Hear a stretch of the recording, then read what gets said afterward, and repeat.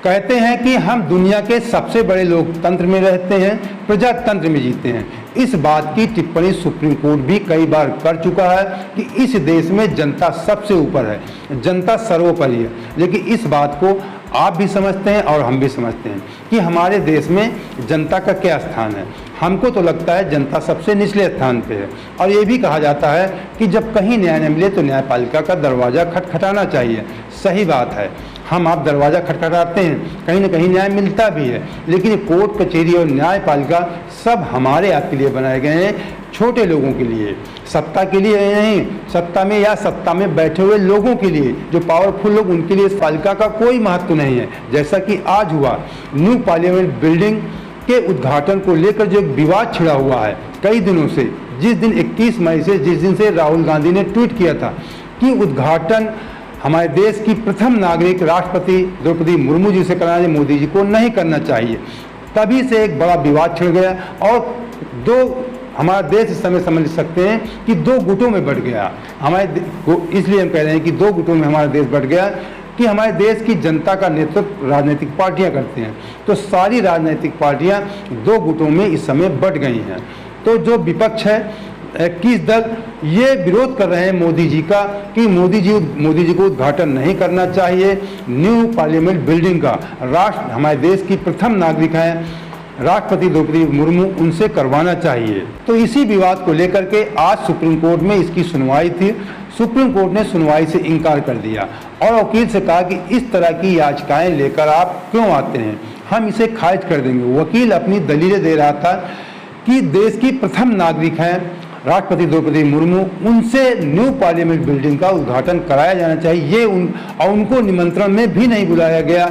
ये हमारे देश के संविधान का अपमान है, सीधे सीधे लोकतंत्र पे हमला है। ये दलीलें अपने वो दे रहे थे और ये भी कहा कि जब वो संसद का सत्र बुला सकती हैं, दोनों संसद के दोनों सदनों को संबोधित भी कर सकती हैं, संसद को भंग कर सकती हैं, बगैर उनके संसद की कोई कार्रवाई नहीं होती है। तो ऐसे में उनसे ही उद्घाटन करवाना चाहिए। लेकिन सुप्रीम कोर्ट ने नहीं सुना। सुप्रीम कोर्ट ने कहा कि इसमें कौन सी जनहित याचिका, आप कह रहे कौन सी इसमें जनहित जुड़ा हुआ है, हम इसकी सुनवाई नहीं करेंगे। अब यहीं पे बात आती है जो हमने कहा कि सुप्रीम कोर्ट सत्ता के सामने मोदी साहब बेबस हो गया। बेबस इसलिए हो गया कि अभी कुछ दिन पहले, ज़्यादा दिन नहीं हुए, इसी महीने 15 दिन पहले की बात है, सुप्रीम कोर्ट दिल्ली को लेकर एक मामला था। आप जानते हैं कि केजरीवाल और केंद्र सरकार की छिड़ी रहती है, दिल्ली सरकार और केंद्र सरकार की। तो जो दिल्ली सरकार के जो वहाँ के नौकरशाह ऑफिसर हैं, उनकी ट्रांसफ़र और पोस्टिंग को लेकर, मतलब उनके ऊपर किनका अधिकार चलेगा, इसको लेकर सुप्रीम कोर्ट में एक याचिका दायर थी, जिसमें सुप्रीम कोर्ट ने कहा कि कुछ मामले को छोड़ करके, जमीन या पुलिस के मामले को छोड़ करके सारे अधिकार जो वहाँ के मुख्यमंत्री हैं, दिल्ली सरकार के अधीन ये सारे अधिकारी रहेंगे। ऐसा सुप्रीम कोर्ट ने फैसला दिया। इसी फैसले को चैलेंज करते हुए, चैलेंज ही आप कहीं इससे बड़ी कोई अदालत कर रहे हैं, तो सरकार ने खुद अपने आप में चैलेंज किया और इसके खिलाफ एक सरकार अध्यादेश लाई और इस आदेश को पलट दिया, जो पहले था कि सारे नियम जो केंद्र सरकार के हैं वहाँ के अधिकारियों पर लागू रहेंगे, जबकि अध्यादेश विशेष परिस्थितियों में लाया जाता जब कोई बहुत इमरजेंसी होती है। लेकिन ऐसे छोटे मामले में, और एक तरह से सुप्रीम कोर्ट का अपमान भी है। सुप्रीम कोर्ट ने इतना कहा कि अधिकारियों की जो उनके कंट्रोल है, उन पे जो अंकुश है, वो दिल्ली सरकार का रहेगा, अब केंद्र सरकार का नहीं रहेगा। इसको लेकर ये केंद्र सरकार को बर्दाश्त नहीं हुआ और केंद्र सरकार ने इस फैसले को, सुप्रीम कोर्ट के फैसले को पलट दिया। सुप्रीम कोर्ट के फैसले के अध्यादेश लाई और ये कहा कि जो नियम पहले से लागू थे कि केंद्र सरकार के अधीन ही सारे दिल्ली के अधिकारी कर्मचारी रहेंगे, उनकी ट्रांसफ़र और पोस्टिंग हम ही करेंगे। तो एक तरह सीधे सीधे न्यायपालिका पे केंद्र सरकार का हमला था। इसीलिए मैंने कहा कि सुप्रीम कोर्ट बेबस हो गया। सुप्रीम कोर्ट को लगा होगा कि मोदी जी जो चाहेंगे होगा वही, हमारे फैसला देने से क्या फ़ायदा। इसीलिए सुप्रीम कोर्ट ने कह दिया कि इस सुनवाई से हम इनकार करते हैं। साफ साफ सुप्रीम कोर्ट ने इनकार कर दिया, क्योंकि निमंत्रण पत्र भी जारी हो गया। निमंत्रण पत्र लोकसभा अध्यक्ष ओम बिरला जी ने जारी कर दिया था। उसी के बाद एक विवाद खड़ा हुआ था और राष्ट्रपति द्रौपदी मुर्मू को वहाँ पे बुलाया भी नहीं गया है। इसके अलावा जब ये विवाद खड़ा हुआ तो इसी को लेकर के जो ये 21 दल विपक्ष में हैं, जो मोदी जी का विरोध कर रहे हैं कि इनको उद्घाटन नहीं करना चाहिए, इन्होंने अपना एक संयुक्त वक्तव्य भी जारी किया। वही जो मैं अभी बताया, सुप्रीम कोर्ट जो वकील कह रहे थे वही वक्तव्य है कि ये राष्ट्रपति द्रौपदी मुर्मू का गंभीर अपमान है, लोकतंत्र पर सीधा हमला है। इसी तरीके के मैं स्क्रीन पे लगा रहा हूँ, आप देख सकते हैं। इसी तरह के संयुक्त वक्तव्य सारे दलों ने मिलकर जारी किया। और इसको लेकर आप एक जानकारी दे दें कि भूमि पूजन भी हमारे प्रधानमंत्री इसका शिलान्यास मोदी जी ने ही किया था। और उधर बीजेपी की तरफ से आरोप लगाए जा रहे हैं कि इसके पहले कांग्रेस कार्यकाल में ऐसे कार्य हो चुके हैं।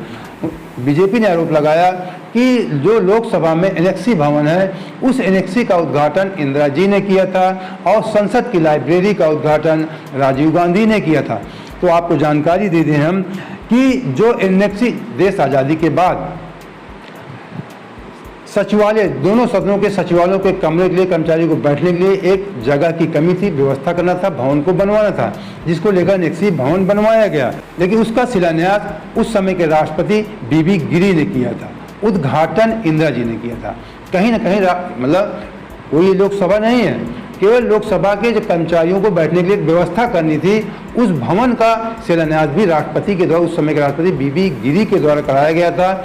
ये 1970 में और 1975 में फिर इंदिरा जी ने उसका उद्घाटन किया था। फिर इसके बाद उन्होंने कहा कि राजीव गांधी ने संसद लाइब्रेरी का उद्घाटन किया है।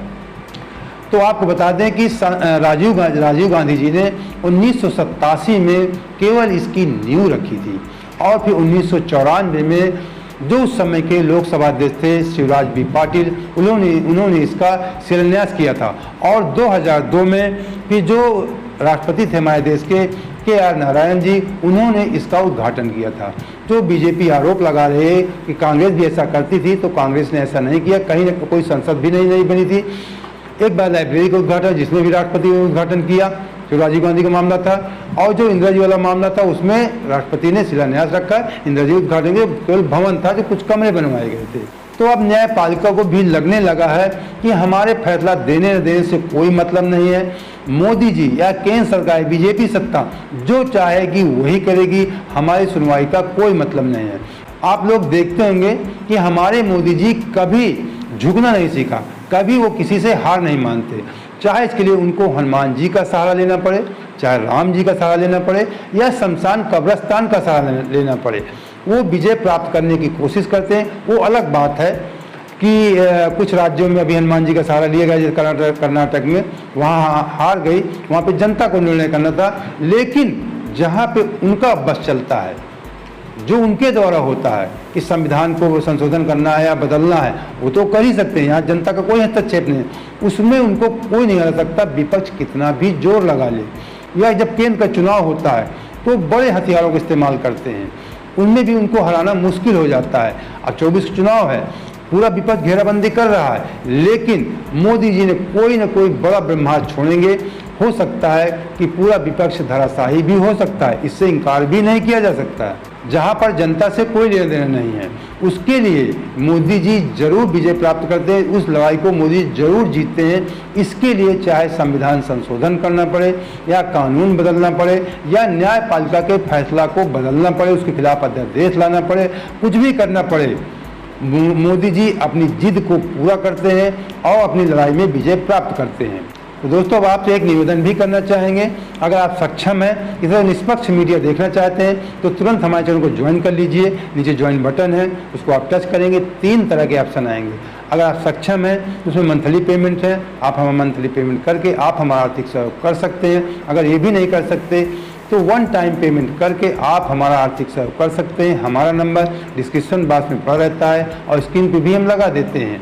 हम ये नहीं कहते कि कोई बहुत बड़ा आपको आर्थिक सहयोग करना है, छोटा मोटा कोई 100-50 रुपये के लिए कुछ भी आप आर्थिक सहयोग कर सकते हैं।